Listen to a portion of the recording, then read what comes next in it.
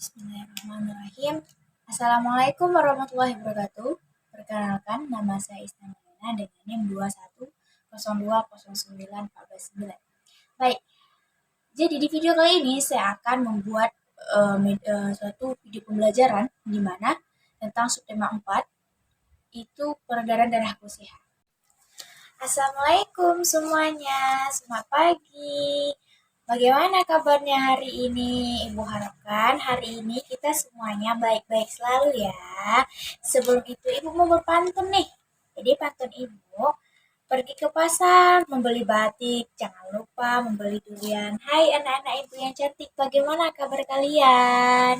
Semoga kita diridhoi Allah Subhanahu wa taala dalam menjalankan semua kegiatan kita pada hari ini. Baik. Sebelum itu, Ibu mau kalian membaca doa terlebih dahulu. Ayo, siapa di sini yang bisa membaca doa? Ayo angkat tangan semuanya. Siapa yang bisa? Baik, silakan ketua kelas bacakan doanya. Bismillahirrahmanirrahim. Rabbi zidni ilma warzuqni fahma waj'alni min ibadikas salihin. Amin ya rabbal alamin. Baik, sekarang Ibu mau absen nih, ya. Mau absen siapa aja yang tidak hadir. Jadi di antara kalian siapa aja nih yang belum hadir hari ini? Iya, kenapa? Kenapa kawan kalian nggak datang? Oh iya, nggak apa-apa. Ya, jadi cuman kawan kalian satu aja yang nggak hadir berhalangan karena izin. Baik, tidak masalah. Baik, kemarin kita belajar tentang apa? Minggu lalu kita belajar tentang apa? Ayo, siapa di sini yang tahu? Iya, apa Ulan? Pintar anak Ibu. Jadi, kemarin itu kita belajar tentang sistem pernapasan pada manusia. Jadi, sekarang itu kita belajar tentang sistem peredaran darah pada manusia. Baik. Baik, sebelum kita memulai belajar hari ini, alangkah baiknya kita tepuk semangat dulu biar kita semuanya semangat dalam mengikuti pelajaran. Ayo di sini siapa yang mau tepuk semangat terlebih dahulu? Baik, kita bernyanyikan bersama-sama. Ikuti Ibu ya. Tepuk semangat. Semangat. Gimana, udah bersemangat belum? Ibu harapkan hari ini kita harus semangat dalam belajar. Karena kalau kita semangat dalam mengikuti pelajaran, maka apa yang kita belajarkan hari ini dapat kita amalkan. Ya, baik. Adapun pelajaran pada hari ini tuh yang Ibu bilang tadi bahwasanya kita belajar tentang sistem peredaran darah ya. Serta kita juga belajar tentang pantun. Adapun tujuan pembelajaran kita pada hari ini, di mana yang pertama itu dengan kegiatan mengamati gambar peredaran darah pada sistem peredaran darah pada manusia, maka siswa itu dapat menjelaskan organ peredaran darah, serta cara kerja organ peredaran darah, serta fungsi dari organ peredaran darah tersebut secara rinci. Yang kedua itu, siswa dapat membuat pantun, kemudian menyebutkan ciri-ciri pantun itu bagaimana, kemudian bisa membaca pantun serta dapat menghafalkan dengan intonasi serta dengan ekspresi yang tepat seperti itu. Baik, Ibu nanti akan membagikan kalian dalam beberapa kelompok agar kalian nanti bisa paham nih bagaimana sistem peredaran darah itu serta bagaimana sih cara membuat sebuah pantun, cara menghafalkan pantun dengan intonasi seperti yang Ibu bilang tadi. Baik, nanti Ibu juga akan memberikan beberapa lembar kerja peserta didik serta media yang telah Ibu buat sendiri kepada kalian agar kalian nantinya lebih paham lagi tentang pelajaran pada hari ini. Adik-adik, udara dingin di pagi hari, minum teh nikmat dirasa. Hendaklah kita menjaga diri, kesehatan sangatlah berharga. Adik-adik, ini adalah pantun tentang kesehatan. Siti anak yang rajin dan disiplin. Siti selalu berangkat ke sekolah lebih awal. Jarak rumah Siti dan sekolah tidak terlalu jauh. Siti berangkat ke sekolah naik sepeda. Naik sepeda juga merupakan kegiatan olahraga. Siti mengayuh sepedanya dengan santai. Siti hanya membutuhkan waktu 20 menit untuk sampai ke sekolah. Siti sangat peduli dengan kesehatan tubuh. Bersepeda termasuk olahraga yang mendukung kebugaran dan dapat membantu melancarkan peredaran darah. Darah sangat penting peranannya bagi manusia. Peranan darah antara lain mengalirkan oksigen ke seluruh tubuh dan mengangkut karbon dioksida dari seluruh tubuh menuju paru-paru. Dalam tubuh manusia, darah mengalir melalui organ-organ peredaran darah. Jadi adik-adik, kalian harus tahu bahwa darah di dalam tubuh kita itu punya fungsi untuk mengalirkan oksigen ke seluruh tubuh kita dan mengangkut karbon dioksida, ya, itu adalah sisa pembakaran di dalam tubuh kita dari seluruh tubuh menuju paru-paru, lalu kita keluarkan dari hembusan nafas kita. Adik-adik, apa saja sih organ peredaran darah manusia?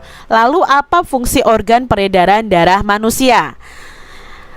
Perhatikan gambar berikut ini. Nah, adik-adik, gambar ini adalah gambar organ peredaran darah pada manusia. Apa sih organ peredaran darah pada manusia? Akan kita pelajari di pembelajaran ini ya. Kalian akan simak. Adik-adik perhatikan.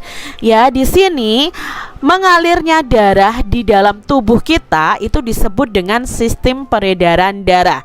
Jadi, dengan adanya darah yang mengalir di tubuh kita, itu namanya adalah sistem peredaran darah. Nah, sistem peredaran darah dalam tubuh itu ada dua, yaitu peredaran darah kecil dan peredaran darah besar. Sistem peredaran darah kecil. Nah, adik-adik perlu ketahui sistem peredaran darah kecil. Sistem peredaran darah kecil yaitu darah itu mengalir ya dari bilik kanan ini ya, ini adalah jantung kita, dari bilik kanan akan menuju ke paru-paru. Nah, ini ada tanda panahnya ya. Melalui arteri pulmonalis. Nah, dalam paru-paru terjadi pertukaran darah yang banyak mengandung karbon dioksida atau CO2 dengan darah yang banyak mengandung oksigen. Adik-adik tahu kan, paru-paru itu juga termasuk salah satu sistem pernafasan kita. Nah, di paru-paru inilah terjadi pertukaran antara udara yang mengandung oksigen dan yang mengandung karbon dioksida. Nah, udara yang mengandung oksigen ini juga akan dibawa darah ke seluruh tubuh kita.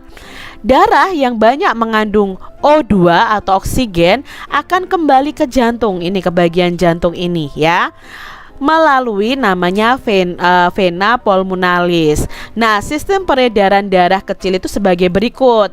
Yang pertama dari bilik kanan menuju ke arteri pulmonalis, lalu menuju ke paru-paru. Nah, dari paru-paru ini terjadi pertukaran antara CO2 dan O2. Lalu dari paru-paru menuju vena pulmonalis dan yang berikutnya menuju ke serambi kiri. Lalu berikutnya ada sistem peredaran darah besar ya. Kalau sistem peredaran darah kecil tadi ke paru-paru. Sistem peredaran darah besar yaitu darah yang banyak mengandung oksigen akan mengalir dari bilik kiri ya. Nah, dari bilik kiri ini ke seluruh tubuh kita kecuali ke paru-paru melalui yang namanya arteri besar atau aorta. Nah, selanjutnya akan terjadi pertukaran darah yang banyak mengandung oksigen dengan darah yang banyak mengandung karbon dioksida di seluruh tubuh. Nah, yang oksigennya diedarkan, lalu yang karbon dioksidanya di bawah nih ya. Darah yang banyak mengandung karbon dioksida akan kembali ke jantung ya melalui vena ke serambi kanan. Ini vena ke serambi kanan ini. Nah, sistem peredaran darah besar itu adalah yang pertama dari bilik kiri menuju ke arteri besar atau aorta, lalu menuju ke arteri ya, lalu menuju ke seluruh tubuh dan menuju ke vena, lalu kembali lagi ke serambi kanan. Lalu nanti ada peredaran darah kecil lagi, serambi kanan ke paru-paru, ada pertukaran oksigen dan karbon dioksida, kembali lagi. Nah, itu seterusnya adik-adik akan terjadi sistem peredaran darah besar dan sistem peredaran darah kecil. Adik-adik telah membaca uraian di atas. Ternyata ada beberapa organ tubuh dalam peredaran darah manusia. Mari kita tuliskan organ tubuh manusia dalam peredaran darahnya. Nah, yang pertama organ tubuh manusia yang berperan dalam peredaran darah adalah jantung adik-adik. Nah, ini adalah jantung kita yang berdetak ya. Jantung ini fungsinya adalah untuk memompa darah ke seluruh tubuh. Nah, jantung ini memiliki 4 ruangan ya, serambi kanan, serambi kiri, bilik kanan dan bilik kiri. Lalu berikutnya organ tubuh yang berperan dalam peredaran darah manusia adalah pembuluh darah. Nah, pembuluh darah ini sebagai tempat mengalirnya darah kita dari jantung ke seluruh tubuh maupun sebaliknya. Maka adik-adik di seluruh tubuh kita itu banyak sekali pembuluh darah. Berikutnya adalah paru-paru. Nah, ternyata paru-paru ini juga berperan dalam peredaran darah. Nah, paru-paru ini berfungsi sebagai penyuplai oksigen ke dalam darah. Adik-adik telah melakukan kegiatan di atas nih, mengetahui organ-organ peredaran darah pada manusia. Nah, adik-adik, apakah kamu tahu peranan setiap organ peredaran darah manusia? Nah, mari kita belajar fungsi atau peranan organ peredaran darah pada manusia. Yang pertama adalah jantung yang kita pelajari ya. Jantung adalah organ tubuh manusia yang berfungsi untuk memompa darah ke seluruh tubuh. Lalu jantung itu memompa darah dengan cara berkontraksi dan berelaksasi secara bergantian, sehingga jantung itu selalu berdenyut, mengembang seperti ini dan mengempis adik-adik. Jadi ada detaknya ya. Nah, jantung ini terletak di dalam rongga dada sebelah kiri. Ukuran jantung itu kira-kira sebesar kepalan tangan pemiliknya. Coba adik-adik kalian kepalkan tangan kalian. Nah, kira-kira besar jantung kalian itu ya sebesar kepalan tangan kalian masing-masing. Nah, jantung ini tersusun atas kumpulan otot-otot yang sangat kuat yang disebut dengan miokardium ya. Otot-ototnya itu sangat kuat. Jantung itu terdiri dari 4 ruangan ya.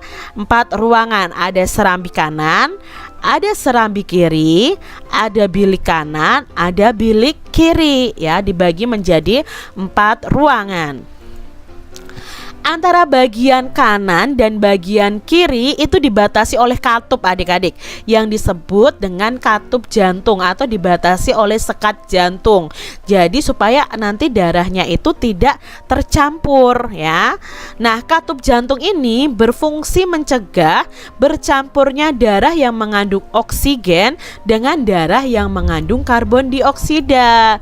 Nah, jantung tadi terdiri dari 4 ruangan ya, serambi kanan, serambi kiri, bilik kanan dan bilik kiri. Nah, hal ini disebabkan tugas bilik jantung itu lebih berat karena tugasnya apa? Memompa darah keluar dari jantung ke seluruh tubuh ya. Adik-adik harus tahu ini.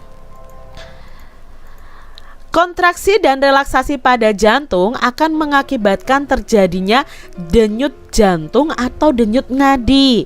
Nah, ketika jantung memompa darah ke dalam pembuluh nadi, pembuluh tersebut akan ikut berdenyut Nah, dengan demikian melalui denyut nadi kamu dapat mengetahui denyut jantung kalian. Nah, denyut nadi akan terasa jelas dengan menekan pembuluh nadi pada pergelangan tangan kalian atau bagian leher di bawah telinga. Untuk dapat menghitung denyut nadi, ayo kita lakukan percobaan berikut ini adik-adik. Nah, adik-adik coba kalian cari denyut nadi di pergelangan tangan kalian. Ya. Tempel dan tekankan ya. Jangan terlalu keras ya. 3 jarimu, telunjuk, tengah dan manis pada pergelangan tangan yang lain. Kamu temukan dulu denyut nadimu. Hitunglah denyut nadimu selama 15 detik. Kemudian hasilnya dikalikan 4. Mengapa dikalikan 4? Karena kita sebenarnya mau menghitung dalam waktu 1 menit. Cukup 15 detik baru kalian kalikan 4. Itu sama dengan sudah 1 menit. Nah, nanti kalian akan tahu denyut jantung kalian.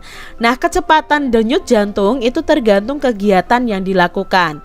Ketika sedang beristirahat, denyut jantung kita itu kira-kira 60-80 kali setiap menitnya. Kecepatan denyut jantung itu juga dipengaruhi oleh usia adik-adik, lalu jenis kelamin, tingkat aktivitas dan kondisi kesehatan. Semakin kita aktif, maka semakin cepat atau semakin aktif juga denyut jantung kita. Nah, alat yang digunakan untuk mengukur kecepatan denyut jantung itu disebut dengan elektrokardiograf atau EKG ya. Ini contohnya, biasanya kalau di ruang-ruang ICU di rumah sakit itu ada ini adik-adik ya, EKG ini untuk mengukur kecepatan denyut jantung. Alat peredaran darah yang kedua adalah pembuluh darah. Nah, ini ya adik-adik, ini adalah pembuluh darah kita adik-adik. Dari kepala sampai kaki ternyata banyak sekali pembuluh darah kita. Pembuluh darah merupakan saluran tempat mengalirnya darah dari jantung ke seluruh tubuh dan dari seluruh tubuh kembali lagi ke jantung. Pembuluh darah itu terdiri atas 2 jenis, yaitu pembuluh nadi dan pembuluh balik. Nah, pembuluh nadi itu disebut dengan arteri, sedangkan pembuluh balik itu disebut dengan vena. Nah, kalau di sini digambarkan yang arteri itu warna merah, yang vena itu warna biru. Pembuluh nadi atau arteri ya yang berwarna merah ini adik-adik, yaitu pembuluh yang membawa darah yang kaya akan oksigen keluar dari jantung ke seluruh tubuh. Nah, pembuluh nadi yang paling besar itu disebut dengan aorta. Sedangkan untuk pembuluh balik atau vena, yaitu pembuluh darah yang membawa darah yang kaya karbon dioksida dari seluruh tubuh menuju ke jantung. Berbeda ya dari pembuluh balik dan pembuluh nadi atau pembuluh arteri dan vena itu juga berbeda fungsinya. Nah, pembuluh nadi dan pembuluh balik ini bercabang-cabang adik-adik. Ujung cabang pembuluh terkecil disebut dengan pembuluh kapiler. Nah, pembuluh kapiler ini sangat halus, berdinding tipis dan berpori. Dalam pembuluh kapiler ini terjadi pertukaran 2 zat, yaitu antara oksigen dan karbon dioksida. Nah, adik-adik, ini pasti kalian kaget nih. Panjang seluruh pembuluh darah manusia jika dihubungkan dari satu ujung ke ujung yang lainnya itu bisa mencapai sekitar 160.000 kilometer. Wow, panjang sekali ya adik-adik ya. Luar biasa, kita itu ciptaan Tuhan yang paling sempurna. Nah, untuk lebih memahami, ayo kita lakukan kegiatan menulis berikut ini. Pembuluh darah itu terdiri atas pembuluh nadi dan pembuluh balik. Adik-adik, coba kalian mencari informasi tentang pembuluh nadi dan pembuluh balik atau arteri dan vena. Tentunya kalian bisa mencari melalui internet dan menuliskan hasilnya seperti tabel berikut ini. Nah, contohnya perbedaan antara pembuluh nadi dan pembuluh balik. Pembuluh nadi itu tempatnya agak ke dalam dan tersembunyi. Pembuluh balik itu tempatnya dekat permukaan tubuh dan tampak warna kebiru-biruan. Coba adik-adik lihat tangan kalian, jika ada seperti serat yang berwarna biru, itu adalah pembuluh balik kalian. Lalu pembuluh nadi itu dindingnya tebal, kuat, dan elastis. Sedangkan pembuluh balik itu dindingnya tipis dan kurang elastis.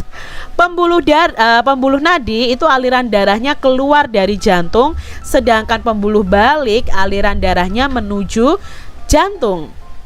Pembuluh nadi denyutnya bisa terasa ya melalui pergelangan tangan kita, lalu pembuluh balik itu denyutnya tidak terasa. Pembuluh nadi itu mempunyai katup hanya satu di dekat jantung atau di pangkal aorta. Nah, pembuluh balik mempunyai katup di sepanjang vena. Nah, tekanannya untuk pembuluh nadi itu kuat, sehingga jika terluka darah itu akan memancar. Jadi kalau kalian terluka pada pembuluh nadinya, itu darah kalian akan memancar. Sedangkan kalau kalian terluka pada pembuluh baliknya, maka tidak akan memancar dan hanya darahnya itu menetes saja. Ya, berbeda kalau yang terkena pembuluh nadi. Alat peredaran darah berikutnya adalah paru-paru. Nah, adik-adik ya, ini ya organ paru-paru dan mekanisme pertukaran O2 dan CO2. Nah, paru-paru itu juga memiliki peranan yang penting dalam proses peredaran darah. Dalam proses peredaran darah, paru-paru itu berperan sebagai penyuplai oksigen ke dalam darah. Darah yang telah diedarkan ke seluruh tubuh tidak lagi mengandung oksigen, akan tetapi banyak mengandung karbon dioksida. Nah, setelah kembali ke jantung, darah yang mengandung karbon dioksida ini akan dipompa ke paru-paru. Selanjutnya, karbon dioksida diambil dan diganti dengan oksigen melalui proses pernapasan. Jadi, proses pernapasan dan peredaran darah ini sangat terkait, adik-adik. Paru-paru itu terdiri atas ribuan tabung bercabang. Nah, tabung bercabang yang jumlahnya ribuan itu semakin ke ujung semakin mengecil. Pada ujung yang mengecil terdapat kantong udara.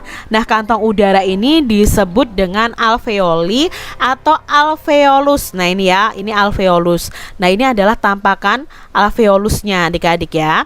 Nah, masing-masing alveoli atau alveolus memiliki jaringan halus kapiler. Nah, pada jaringan halus kapiler inilah terjadi pertukaran oksigen dan karbon dioksida. Nah, adik-adik sudah mempelajari nih peredaran darah manusia. Coba pahami materinya dan gambarlah. Kemudian kalian bisa menuliskan keterangan dari gambar yang kalian buat. Nah, Siti dan teman-teman pagi-pagi sekali sudah sampai di sekolah. Pada jam pelajaran pertama, mereka belajar tentang peredaran darah manusia. Gambar tentang peredaran darah manusia telah mereka pahami. Mereka juga memahami cara kerja peredaran darah manusia. Mereka pun sadar betapa besarnya peranan organ peredaran darah bagi kelangsungan hidup manusia. Tidak berlebihan jika mereka itu ingin lebih baik lagi menjaga dan merawatnya. Jadi mari kita menjaga dan merawat sistem peredaran darah kita, adik-adik. Tiba-tiba Siti ingin mengungkapkan rasa syukurnya kepada Tuhan Yang Maha Esa. Nah, rasa syukur karena telah diberikan organ peredaran darah yang sehat. Rasa syukur itu diungkapkan dengan berpantun. Pantun yang dibuat Siti adalah sebagai berikut. Nah, ini ya pantun buatan Siti. Rambutku lebat, rambutku subur, tidak dapat dipasang jepitan. Tubuhku sehat, ku ucap syukur, darah mengalir tanpa hambatan. Nah, ini adalah pantun yang dibuat oleh Siti. Teman-temannya itu sayang dengan Siti. Siti itu pandai berpantun. Karena melalui pantun, seseorang itu bisa mengungkapkan kata hatinya. Seperti yang telah dilakukan Siti. Apakah pantun itu? Nah, mari kita pahami bersama-sama tentang pantun, adik-adik. Apa yang kamu ketahui tentang pantun? Coba kalian bisa tanyakan. Kalian bisa mencari informasi mengenai pantun, adik-adik ya. Pantun itu adalah bentuk karya sastra yang terikat oleh aturan. Nah, setiap bait pantun itu terdiri atas 4 baris biasanya. Setiap baris itu terdiri atas 8 sampai 12 suku kata. Baris pertama dan kedua itu merupakan sampiran, baris ketiga dan keempat merupakan isi pantun. Pantun itu memiliki sajak yang khas yaitu AB-AB ya. Di sini tadi ada pantunnya Siti ya. Rambutku lebat, rambutku subur, tidak dapat dipasang jepitan. Tubuhku sehat, ku ucap syukur, darah mengalir tanpa hambatan. Jadi satu pantun itu terdiri dari 4 baris. 1, 2, 3, 4. Baris pertama dan baris kedua ini disebut dengan namanya sampiran. Lalu baris ketiga ini adalah isinya. Ya, adik-adik harus baris ketiga dan keempat ini adalah isinya. Jadi kalian harus memahami isinya di baris 3 dan 4. Berikutnya yang perlu kita pahami dalam pantun adalah jumlah suku kata dalam setiap barisnya, lalu diakhiri dengan sajak apa. Misalnya di sini rambutku lebat, rambutku subur. Adik-adik hitung, rambutku lebat, rambutku subur. Ada 10 suku kata. Maka di sini ada 10 suku kata. Lalu di baris pertama ini diakhiri dengan huruf R atau diakhiri dengan huruf vokal U. Nah, kita umpamakan U dan R ini adalah sajaknya A. Ya, tadi kan sajaknya A, B, A, B. Begitu ya adik-adik ya. Lalu baris yang kedua, tidak dapat dipasang jepitan. Kalian hitung ada berapa suku kata? Tidak dapat dipasang jepitan, 10. Lalu di sini diakhiri huruf vokal A dan huruf konsonan N. Berarti kan berbeda dengan ini U dan R. Maka kita umpamakan B. Baris ketiga, tubuhku sehat, ku ucap syukur. Ada 10 suku kata. Diakhiri U dan R lagi, berarti sama dengan baris pertama. Maka kita umpamakan sajaknya A ya, karena diakhiri U dan R. Darah mengalir tanpa hambatan. Oh, ada 10 juga. A dan N berarti sama dengan baris kedua. Sajaknya adalah B. Nah, inilah suku katanya dan ini sajaknya A, B, A, B. Seperti itu. Siti dan teman-teman telah mengikuti pelajaran dengan baik. Tidak terasa jam dinding di kelas Siti menunjukkan pukul 12.40. Bel tanda pulang sekolah telah berbunyi. Siti dan teman-teman segera berkemas-kemas untuk pulang. Siti dan teman-teman mengambil sepeda di tempat parkir. Siti dan teman-teman segera mengayuh sepeda untuk pulang. Gimana semuanya? Apakah kalian sudah bisa dan paham dengan apa penjelasan yang Ibu berikan tadi? Jadi, di sini siapa yang mau menyimpulkan jadi materi kita pada hari ini, pertemuan kita pada hari ini? Ayo siapa? Iya, pintar sekali ya, terima kasih. Jadi, peredaran darah tersebut ialah ada peredaran darah besar dan darah kecil. Jadi, peredaran darah manusia itu terbagi 3, dari paru-paru, jantung, kemudian ada pembuluh darah, seperti itu. Kemudian, Ibu akan memberikan lembar evaluasi untuk kalian kerjakan.